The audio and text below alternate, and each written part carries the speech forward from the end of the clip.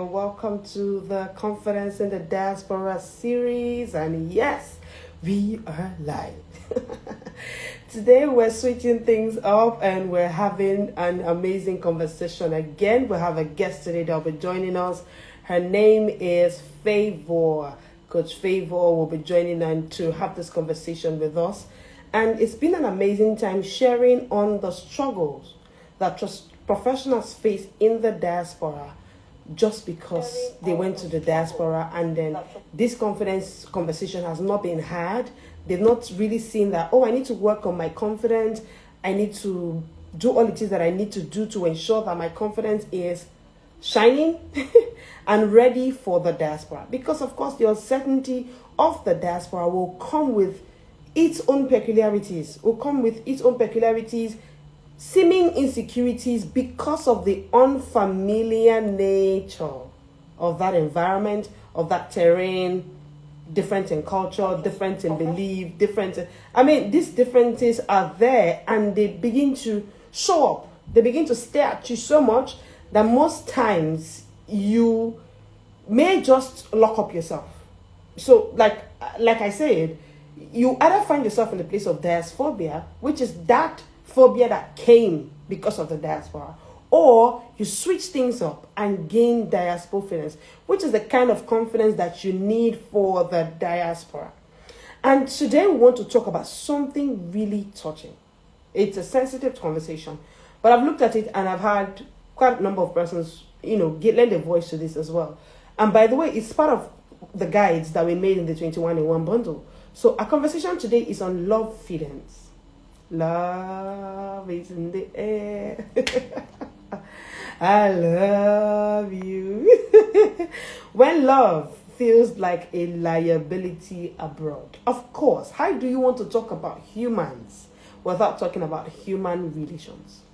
We cannot separate it. Humans are naturally are emotional. They are naturally going to have this mutual emotional combination, things that will happen.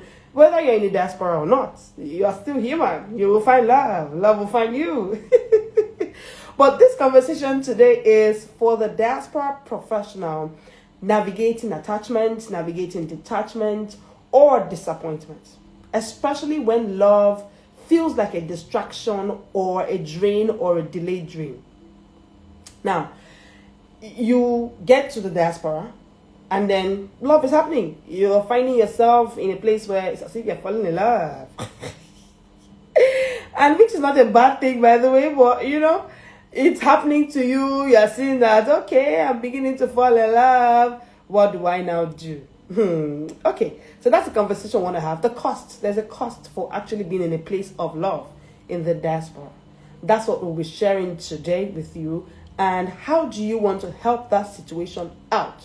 How do you want to navigate love relationships in the diaspora? Because, the measure to which you would love yourself would determine the measure to which you will find or identify love.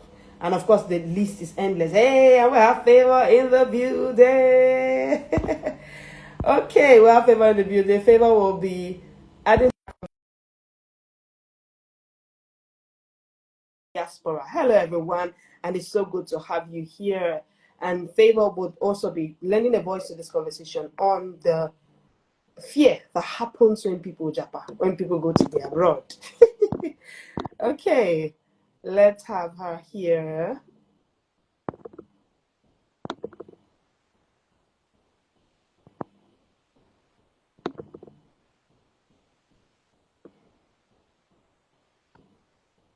Okay, so while we wait for her to join in, so I was saying that when it comes to the diaspora, the conversation is different. When it comes to love, there's a cost. There's a cost for finding love or finding attachment. Oh yeah, Coach Favour is here. Coach Favour in the building. Hello. Hello, good evening. Sorry, my camera is facing my facing. Hello, good evening. Hey, Coach Favour is here. So good to have you here. Good evening, Coach Favour. So good to have you here. Hello, everybody. Same here. Look at Fine, the thank you. now.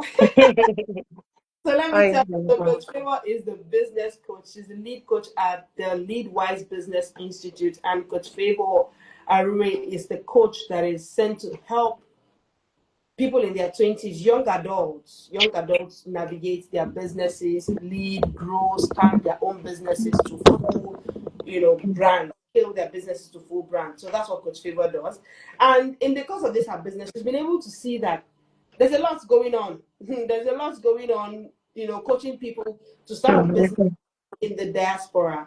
And so she wants to learn her voice. She's well traveled. She's someone who travels a lot. And Coach Favor is saying, okay, I think I've seen this when I went to Social Nation or so. I remember having a conversation with Coach Favor earlier today. And Coach Favor says, you know what?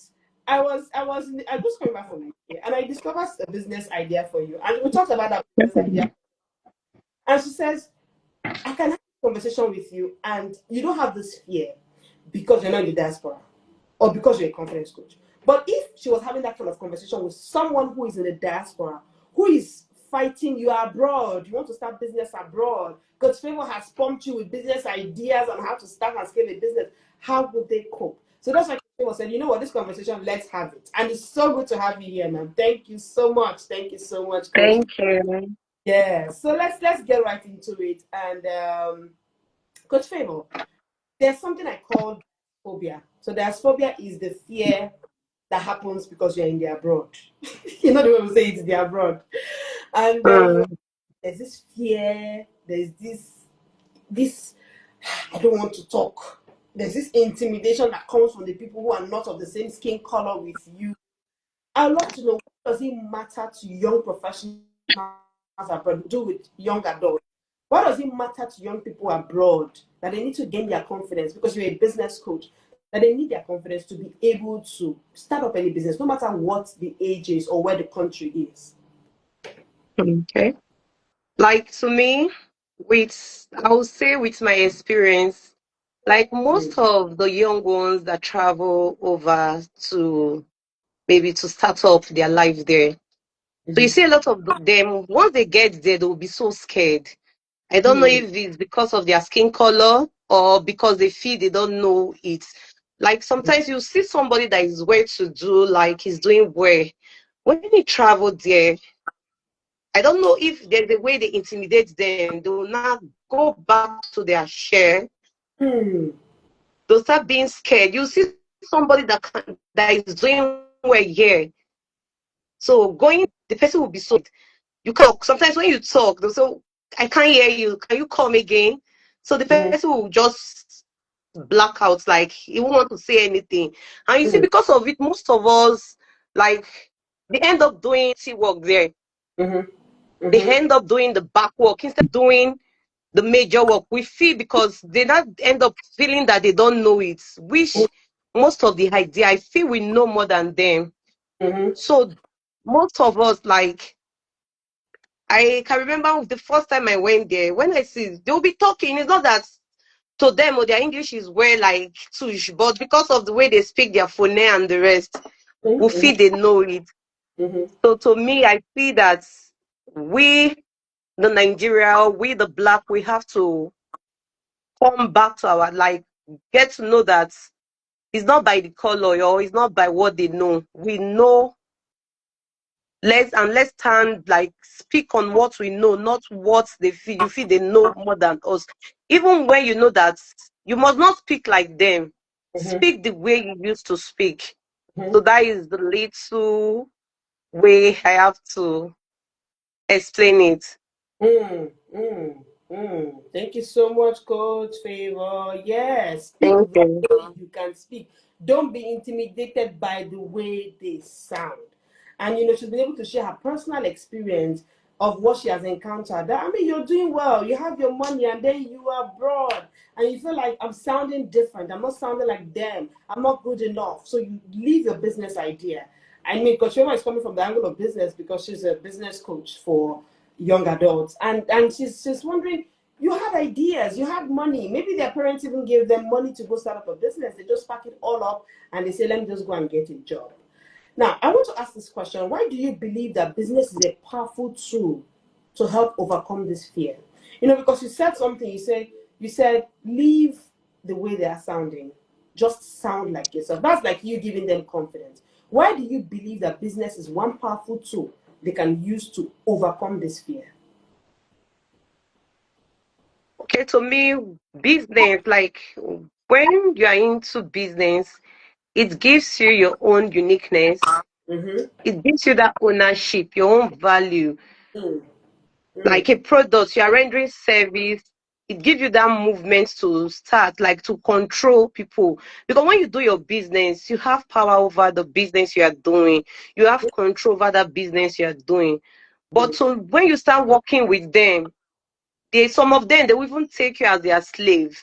mm-hmm, But when you do your own business, mm-hmm. you have power. You command attention yourself. You know how to take your business to any level you want to take that business to.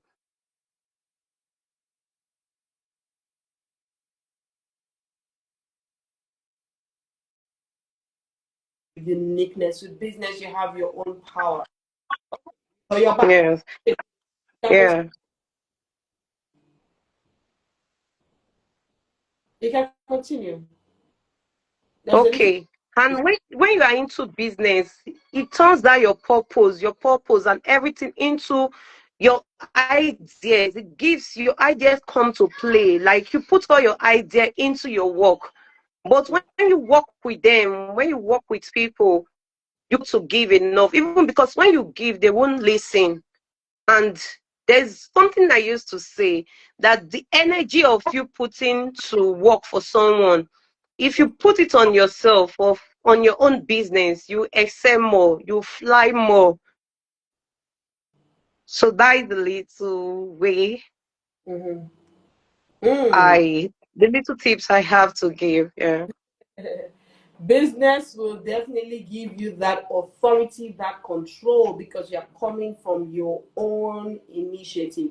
And with that, you can build confidence that will definitely last. Thank you so much, Coach Favour, for sharing this. Mm. And before we let you go, Coach Favour is such a busy Thank person. you. You just had to say, okay, let me just lend my voice to this conversation, and we greatly appreciate your time, man. Before you go, what are three things you want to tell young people abroad who want to start building today? Okay. But this fear is there. What are three things you want to tell them as a business coach? There are young people you want to coach, but they are abroad, and this fear, this dating feeling they have. What are three things you want to tell them? Okay. One, you need to tell them that don't wait for the time. Start, Mm-hmm. Mm-hmm. Like, don't feel that you can never know it all. Just start with the little idea you have. You grow on the business. Mm-hmm. You better on the business. And two, try to solve a particular problem. Mm-hmm. Like Mm-hmm. in business, you just have to think of how you can be able to solve a problem and build your community, because your community is where your money is. Because Mm-hmm. when you have the right community, you are in the right place. So Mm-hmm. because they need to believe in you, they need to believe on your vision, what you carry, before they will keep anything you bring out, they will buy. Because Mm-hmm. when they don't believe in you, there's no way they will buy your product whatsoever you are selling. So try, don't give up. Try to keep believing in yourself Mm-hmm. so that your community will follow. Your community will start like growing every day. Mm-hmm. So those are the three things I Whoa. That tell them. so believe in yourself, build a community. Thank you so much, Coach Favor. It's so good to have you here. Thank you so much for lending your voice. Thank you. And we know that you have to go right now. If you have any parting words, you can just say it and then we'll let you go. Sorry, come again. What did you say? I say at this point, I know that you are busy and you want to go back to what you're doing. So thank you so much for joining us. If you have any more words to add, you can just say it and then we say our goodbyes and then we'll let you go. Okay. Always remember that you are not too young to start anything. Mm. You are strong enough. Don't allow anybody to tell you that you are too young to start anything. Just start the way you are. Don't wait to be perfect. There can never be there. I don't think there's a perfect human being on earth. Just start and you watch the process. You grow on the journey. Thank you so much, Coach Favor. Oh, by the way, Coach Favor released a new book, as she just said. I just remembered. Too young, too strong, and that's what she used to tell us. That do not think you are too young. I mean, that book is a summary of the fact that if you think you are too young to start, then you are too strong to think that way. I mean, that book is Yeah. to get. So if you are somebody that is in your young adult age, you want to go to Coach Favor's page at Favour Aruwei and then visit the website Leadwise Institute and get that book. It's a book that you will love. You will love, love, love. You have children in their young age. You want to give them this book to learn how to start a business because they are too young and they are too strong to start a business. Thank you so much, Coach Favour. We'll Thank you. Yeah. have go now and then. Thank you, everybody. Please release your love to Coach Favor. Thank you so much, ma'am, for joining us today. Thank you, thank you, thank Thank you. you. All right. Goodbye. So let's get to the conversation of today. Lovefidence. When love feels like a liability abroad. You have heard from the business part, right? The fact that, hey, you are not too young to start a business abroad. But I know that today's conversation was on love. And I know we need to have this conversation. And I was having it even before Coach Favor joined in. That was a beautiful session right there, by the way. And I hope that we've taken a thing or two, especially if you are in your young adult age or you have kids or you know people who are in the young adult age and they are now abroad and they are struggling, they are wondering, can I start a business, or they are being intimidated by the environment. That word is right there for them. They are too young and they are too strong to start. All right. When love feels like it's a liability abroad. Now, I have seen this happen again and again. That's why we had to create something for this. The cost of love when you are building from scratch. The thing is, love is beautiful. But when you are in the diaspora, building a new life, when you're in the diaspora, you're already building a new life. Adding to the fact that you are building your life brick by brick, love at this point can feel like a luxury you cannot afford. When we hit the point that you can release, please put in the comment section. Hello, everybody. I see you. Cassie Beauty Place, Market Mobile, Dr. Louisa. Yeah, I see you. Pacesetter Mom, Fabzo, everybody. I see you. Thank you so much for joining us today. You want to share this link with everybody? Tag everybody on this post. Let's talk. Let's talk love. Science has shown that stress hormones, stress levels increase when people lack emotional safety in relationships. So, according to the American Psychological Association, according to several research that have been done, it has shown that relationship strain is one of the top reasons, top 5 sources of chronic stress. And stress delays your healing. Stress blunts your focus. Stress increases your burnout. My concern here is that at the end of the day, ultimately, it will affect your confidence. Now, for most people abroad, they are already dealing with this confidence crisis. And then love is calling them on the face like this. They feel like, I don't want it. The thing is, when you are building, you are pouring in time, you are pouring in money, you are pouring in mental energy to survival and stability. But you see, love, if it's not rooted in safety, it becomes another area of uncertainty. So for most people, they now start feeling uncertain. Are you sure I really want to do this? Now, you start to question, can I be fully myself? Can I be fully loved? Do you know, we did a research and we saw that too many people who travel abroad struggle. In fact, the highest, I heard a top marriage coach say that the highest of marital crisis amongst couples who have moved or have to relocate have been within the season of their relocation. Because you're already dealing with something. Now, that's another research. The second, on the other hand, singles who have moved abroad struggle to actually find a fulfilling love relationship. Because there's this battle of, can I be fully myself? They're already struggling with themselves. Then another battle of, can I be fully loved? Now, I have seen that most times professionals shrink their hearts just to keep the relationship. I'm not a relationship coach. Disclaimer, I am not. My concern is that this rubs off on your confidence. That's my concern. That's what I'm letting the voice. So please just follow. Let's go. Don't start feeling I'm a relationship coach. I'm not. Disclaimer, I am not. Now, other times, professionals shut down love completely just to stay focused. That's what they say. No, you know what? I just want to focus on this, my career. I just want to do. See, it is a confidence crisis. Signaling right there. That's why I'm letting my voice in this conversation. It is confidence screaming right there. Professionals have gone abroad, relocated, couples, they go abroad, and this whole diaspora, this crisis on their confidence, on their identity, this intimidation they are struggling with, like Coach Favour rightly called it. I mean, that's like in the most simple of terms. Intimidation. They're feeling intimidated. This rubs off on their romantic relationship. It rubs off on their love life. Both from couples who are married back at home before they relocated, it affects them. And most times they just say, you know what, let's just pack up one side. So most couples just pack up one side and they say, we just want to stay focused. Or others say, okay, just so that I can keep a relationship. Maybe to get their papers. Maybe to find their way around the place. They shrink their heart just to keep an unhealthy relationship. You see these two ends? Both ends are dangerous extremes. The truth is, love without identity will lead to burnout. Please put in the comment section.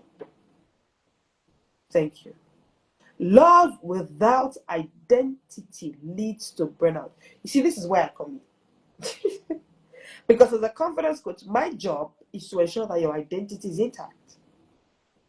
It will affect everything. If you go that road and you say, my confidence is not important, my identity is not, it will lead to burnout. I can tell you with exactitude. It will lead to burnout. Before love comes a home. And that home is your identity, not your insecurity. And the truth is, you either have an identity or an insecurity. There are no middle grounds. There are no middle grounds. God's love is a love that comes before performance. That is the blueprint. Before performance. So, because he first loved us, even before we loved him.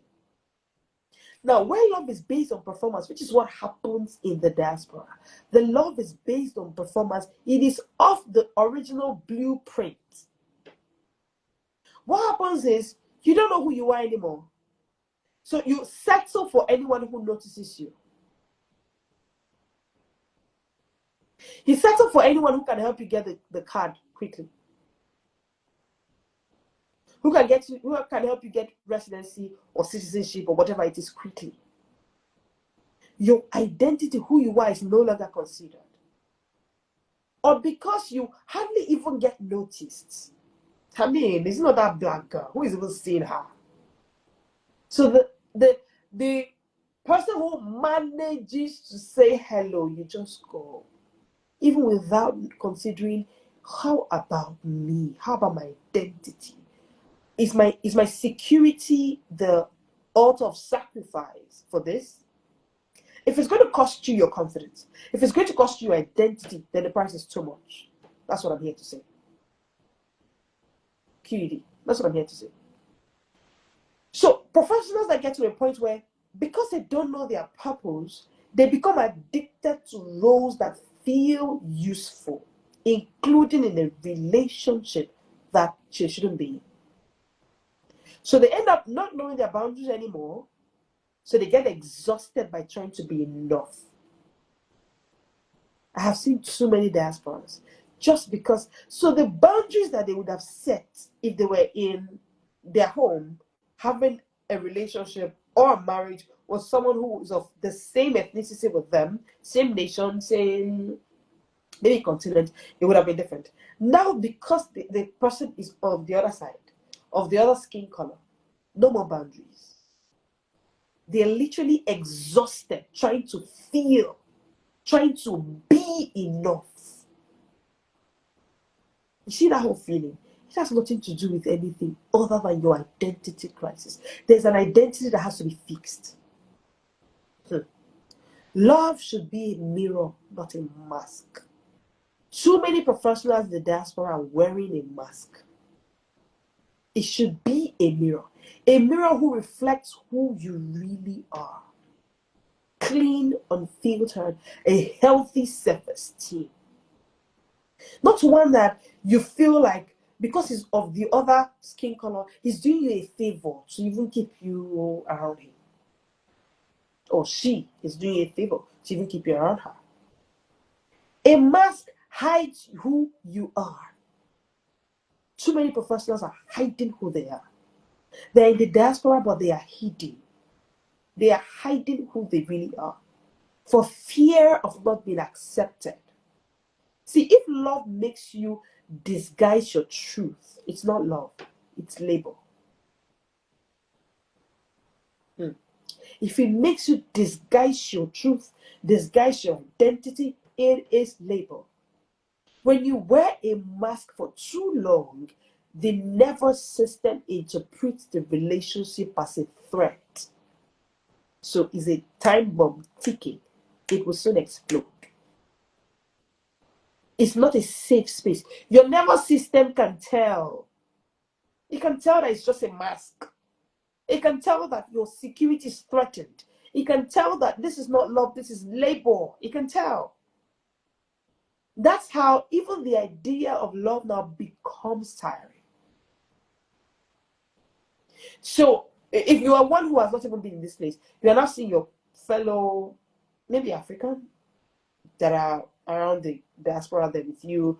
You are seeing them do this whole relationship thing in the diaspora as if it's a mask they're wearing, and it's such a weight, it's such a burden. So what's happening to them is they are just craving, I want connection, but they are too exhausted to try again because of, and it just hits on you so much that you get to a point where you too now say, I am also too exhausted to try.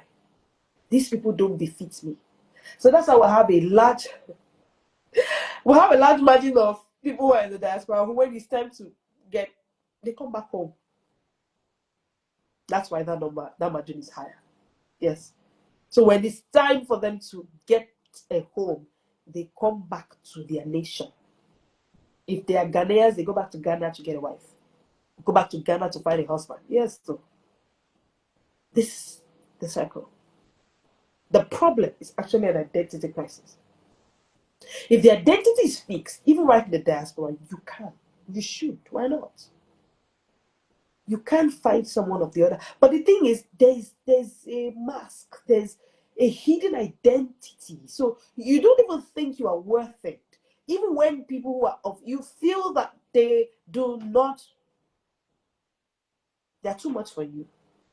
The price tag you put on yourself is maybe 3 million naira. And then the other people, you feel that they cost hundreds of millions of dollars. So you are not worth it. And this is regardless of how much you earn in the diaspora. It has nothing to do with your worth, financial worth. It's about your self-worth. I want to show you 3 truths to reclaim emotional safety in love that will give you the confidence that you need. Number 1 is identity before intimacy. Dear professional in the diaspora, I'm rooting for you. I want you to find that love in the diaspora. I want you to try again. I want you to have your peace with your spouse that you relocated with to the abroad, right? Yes, I'm rooting for you. Hey, I'm this event. I'm rooting for you. But identity before intimacy. Love is safest when it's built around who you are, who you truly are, who you truly think you are worth. You don't deserve love. No. Love is not deserved. You don't deserve it because you are useful. You don't deserve it because of the job you have. You deserve love because you are you. So back to identity. Identity before intimacy. You know the kind of love that was offered us by God? He just goes, before they formed you, I knew you. I love you. I love you before you love. I just love you. You know that kind. So identity before intimacy. Root your identity, fix it. It's when the identity is fixed that you now get confidence for love. Lovefidence. That's what I call it. Lovefidence. And hey, trust me, I made a guide for you. I have a guide for you. The Lovefidence guide is right inside the 21 in 1 bundle, especially for those struggling. Whether you are married or you're already a couple here back at home before you went to the diaspora, and it's now shaky. See, before I decided to go this journey, I've had to do my research amongst marriage counselors, top therapists in the marriage industry. And I found out that marriage and relationship industry, and I found out that they all said the same thing, that too many families get lost. Like, a lot reveal when they jump. So a lot, they go there, and you see a man comes back and he says something like, ever since my wife traveled, she's not. No, it's an identity crisis, sir. Let's check it down. Let's take it down. Huh? It's an identity crisis.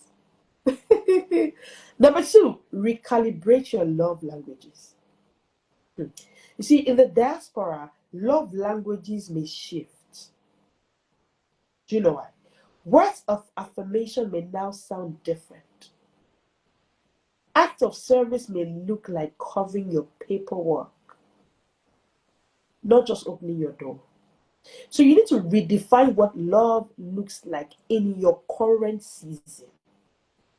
And hey, if you haven't read the 5 Love Languages by Gary Chapman, you want to go read it. The truth is, even I think I've seen an interview with Gary Chapman, and he said it clearly. He says that sometimes, most times, with seasons, love languages change. I've also heard quite a number of marriage counselors, marriage experts say that with the seasons of life, love languages change. For instance, a woman who words of affirmation is her love language, if she just put to birth, that season that she is in is no longer the season she's looking for words of affirmation.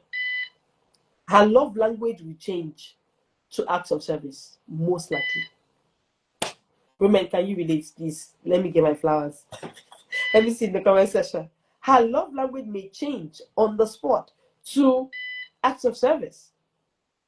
So in the season where you are, see, relocation is a season. I want us to just take it that way. It's a season. It's a very dicey season. And in that season where you are, your love language may have changed. So it's important that you recalibrate your love language. What is it that you need now?